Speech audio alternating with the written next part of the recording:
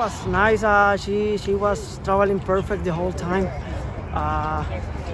She moved great in triple. I asked her a little bit, and she moved forward more than what I want to, so I let her go, and I don't get on her way, and she did great. Performances from potential Oaks fillies this year, but this one was really pretty off the charts. How confident were you about the kind of run that she had in her today? We felt really good coming into the race that she was training super.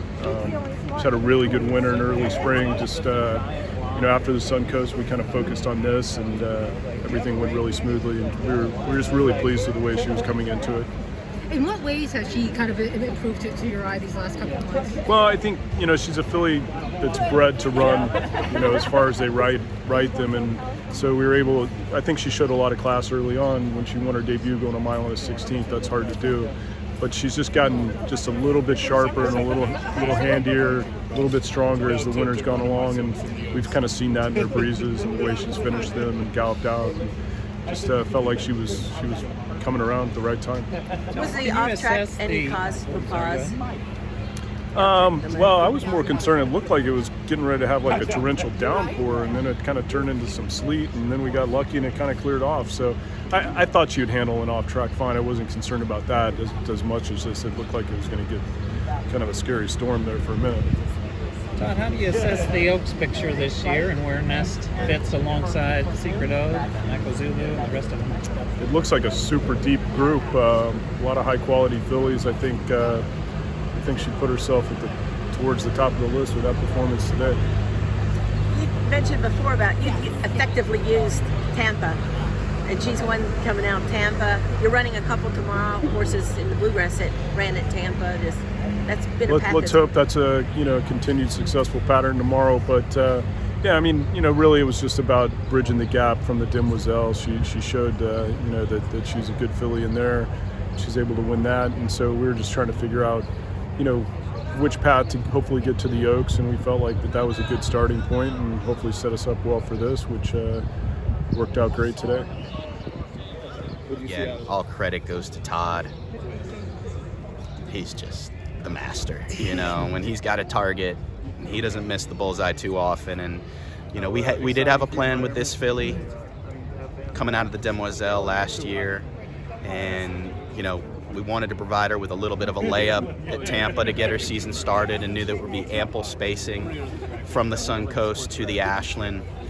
With her pedigree and already being a Grade 2 winner, it just made all the sense in the world to go for a Grade 1 here at Keeneland, where we purchased her as a yearling.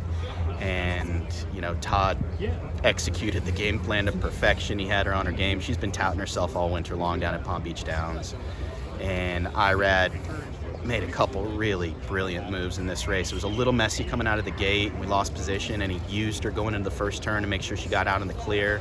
And even though she was wide, distance is no issue whatsoever for her. And one of our primary concerns going into the race was that with the short stretch, finish wire at the 16th pole, she's a filly that needs ground, and she levels off late in her races.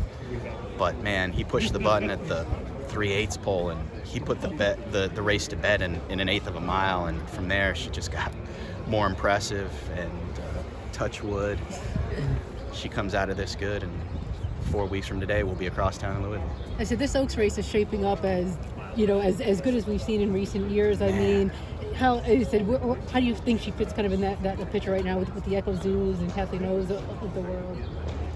It is a killer cast of fillies lining up for the first Friday in May, and that's the way it should be.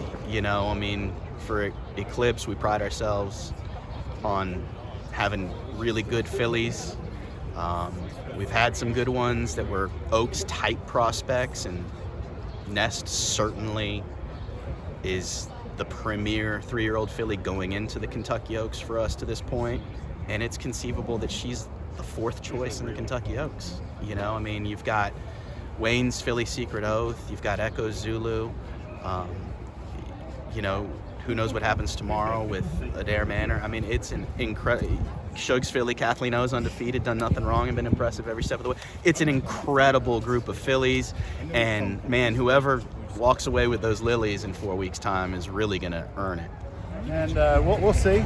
But I was really pleased. A good solid run out of her, and Corey did a great job. And Look, we could have easily run an allowance race and probably been fine, but anytime you can get grade 1 placed, I mean, this is a big deal for this filly. Yeah, very happy. What about that winner? Yeah, she was impressive. Yeah, absolutely.